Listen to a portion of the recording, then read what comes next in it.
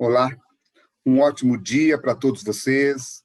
Que Deus os abençoe e os guarde. Eu convido você e toda a sua família, se estiverem aí disponíveis, para juntos estudarmos a palavra do Senhor, que é o capítulo 21 do livro do profeta Ezequiel. Eu também convido você a participar da pregação do Evangelho, compartilhando essa mensagem nas suas redes sociais.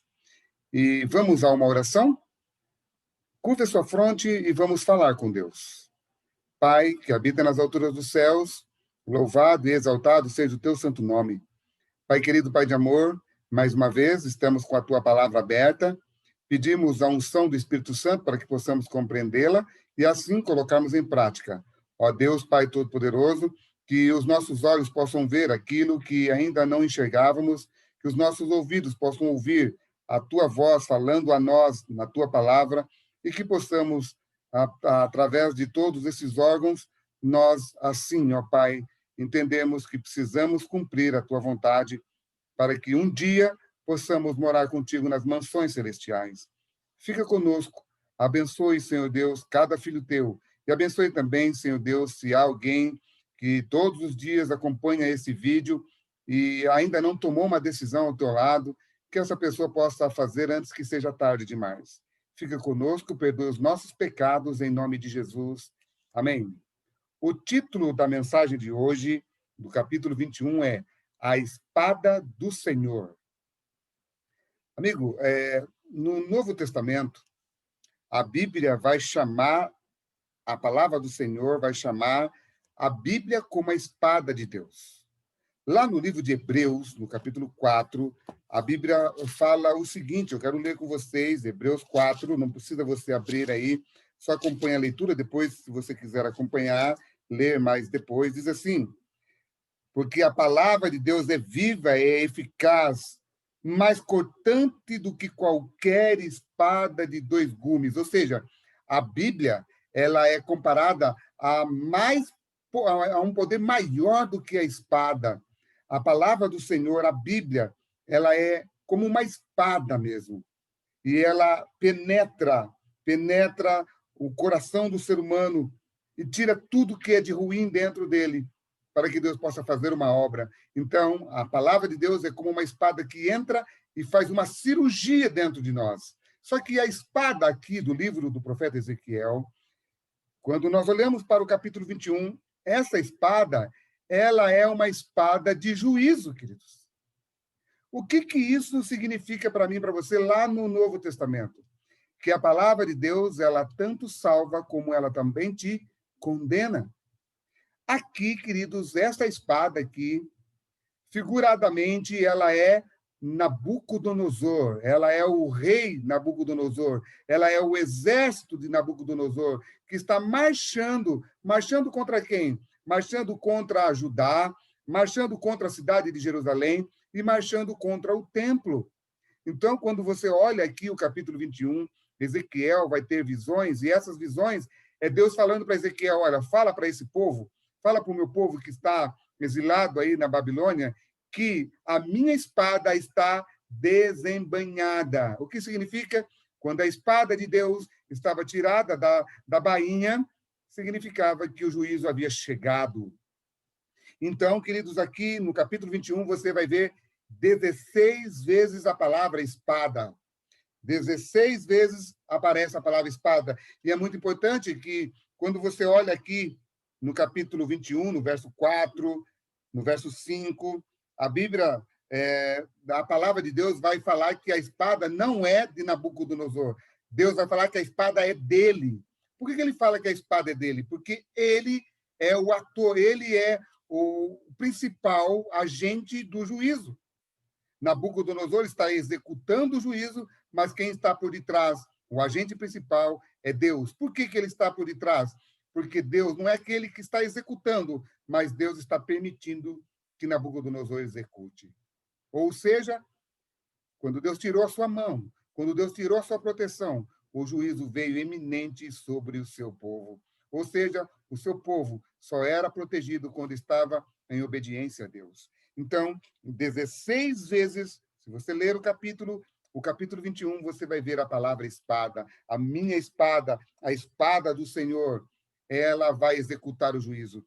Amigo, hoje você olha essa história e talvez você pense assim, poxa, essa história não tem nada a ver conosco hoje, no século 21, que estamos vivendo uma nova década.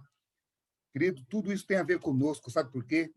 Quando você vai para o capítulo 19 do livro de Apocalipse, lá no capítulo 19 do livro do Apocalipse, também a Bíblia diz que quando Jesus estiver vindo, ele vem com uma espada em punho, e essa espada é para executar também o juízo de Deus.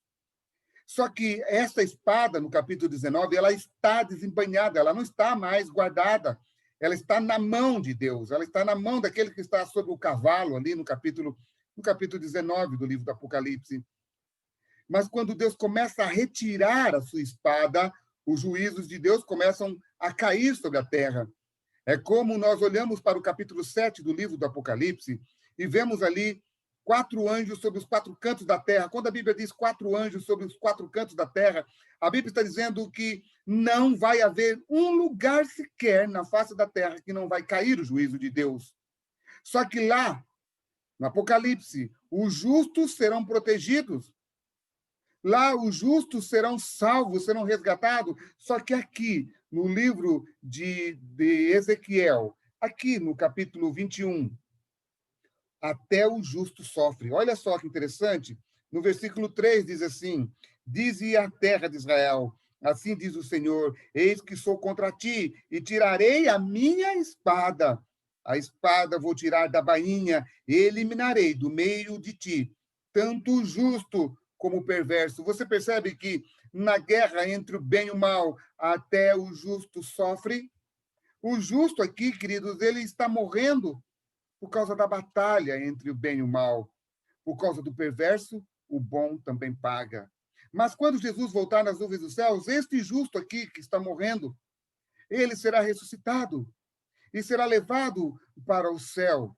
E quando Jesus voltar, aqueles que estiverem vivos, os justos, eles não morrerão, porque conforme diz Daniel, capítulo 12, quero ler com vocês aqui no livro de Daniel, é o próximo livro que nós vamos ler depois do livro de Ezequiel. Não percam, tá bom?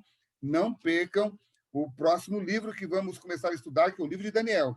Mas eu quero ler o versículo 1 do capítulo 12 do livro de Daniel, que diz assim: nesse tempo, depois das profecias ali, depois na época do tempo do fim, quando nós estivermos vivendo a iminente volta de Jesus, quando já saírem decretos de morte contra o povo de Deus, nesse tempo se levantará Miguel, o grande príncipe, o defensor dos filhos do teu povo, e haverá tempo de angústia, qual nunca houve, desde que houve nação, até aquele tempo. Naquele tempo será salvo. Naquele tempo, observe, naquele tempo. O que Deus está dizendo?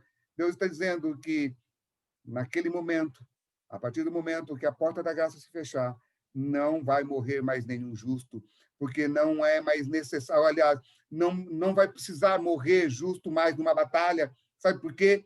Porque nesse momento, aquele que está vivo agora, o justo, vai ver Jesus voltar. Sabe, a Bíblia está dizendo para mim e para você que naquele tempo, quando a porta da graça já se fechou, quando eu falo porta da graça, ou seja, quem está salvo, quem está perdido. A Bíblia está dizendo aqui, quando Deus voltar com a sua espada fora da bainha, a Bíblia está dizendo aqui que naquele tempo não morrerá mais justo. Então será salvo o teu povo, mas enquanto esse tempo ainda não chega, muitos justos estão morrendo. Muitos soldados estão morrendo,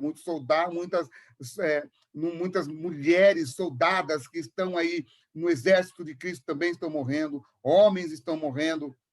Nós estamos em uma iminente batalha. Mas você não percebe que a espada de Deus já está sendo tirada da bainha quando você vê todos esses acontecimentos acontecendo aí fora? É Deus avisando para mim, para você, que ele está tirando a sua espada da bainha. Logo, muitos juízos vão cair sobre a terra, e a Bíblia chama esse juízo como 7 últimas pragas. Pragas terríveis vão acontecer no mundo.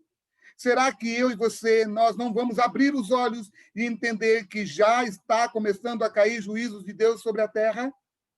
A pergunta que eu lhes faço é: você vai continuar achando que está tudo bem, que nada está acontecendo, querido amigo, querida amiga, já é indício do juízo de Deus caindo sobre a terra.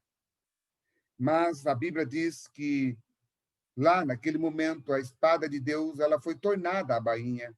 Ele colocou ela de volta quando ele trouxe o seu povo de volta do Egito. Aqui no versículo 30, ele diz assim: torna a tua espada a sua bainha no lugar em que foste formado.